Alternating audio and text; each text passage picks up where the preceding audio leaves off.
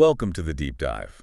Today, we're tackling a really big one, a question that hits home for pretty much everyone at some point. Why does God give us suffering? Hmm.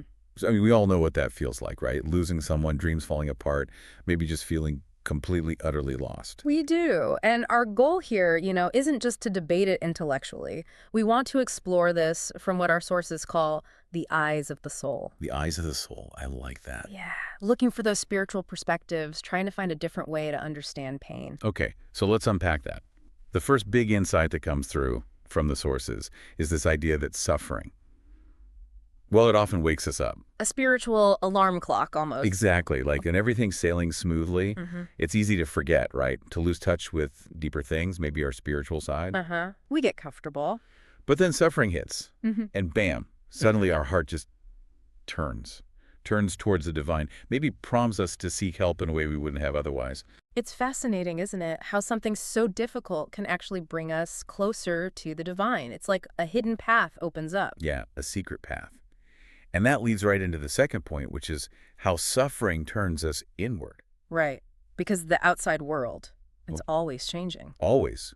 Wealth, relationships, health, none of it is permanent. Hmm. But our soul, that inner core, that's unchanging. And suffering kind of forces that realization, doesn't it? It teaches us, maybe the hard way sometimes, that real peace isn't out there in the shifting sands of the world. It's inside. It's inside. It pushes us to look deeper, to connect with that eternal truth within ourselves. Okay, and here's where it gets really, really interesting for me.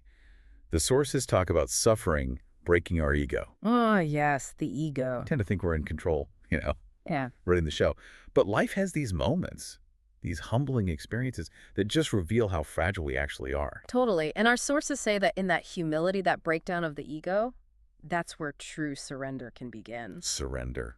That's a powerful word. It is. And they link this surrender directly to the start of real devotion, bhakti, a kind of selfless love for the divine that isn't about getting stuff. So the breaking down leads to building up something deeper. Precisely. It clears the ground for real spiritual connection. Okay, moving on. Another key idea is that suffering isn't punishment. I think that's a huge misconception people have. A very common one, yes. The sources frame it very differently. Not as punishment, but as a tool for spiritual evolution. It's more like a lesson. A lesson, yes, or a purifier, sometimes even described as a way of balancing karma. The idea is God isn't trying to hurt us. Not to heal us. Exactly, to heal us on a deeper level. They use the analogy of bitter medicine. It doesn't taste good, but it cures the underlying illness. It refines us. That makes sense. It reframes the whole experience. Yeah. And the final point ties this all together, really. Yeah. Suffering as a path back to God. Mm-hmm. Because it throws the temporary nature of this world into such sharp relief, doesn't it? It really does. You see how fleeting everything here is compared to God's eternity. And when we truly grasp that distinction, between the temporary and the eternal, that's when we might stop chasing illusions. And start walking towards truth. Yeah, start walking that path. It reminds me of what someone like Saint Kabir pointed out, how we remember God so much more readily in sorrow than in happiness. Suffering just helps us remember what's real, what lasts. So bringing this home for you, listening right now, what does this actually mean? Well, maybe the next time you're facing hardship, instead of that automatic, why me? Or, what did I do wrong? Right.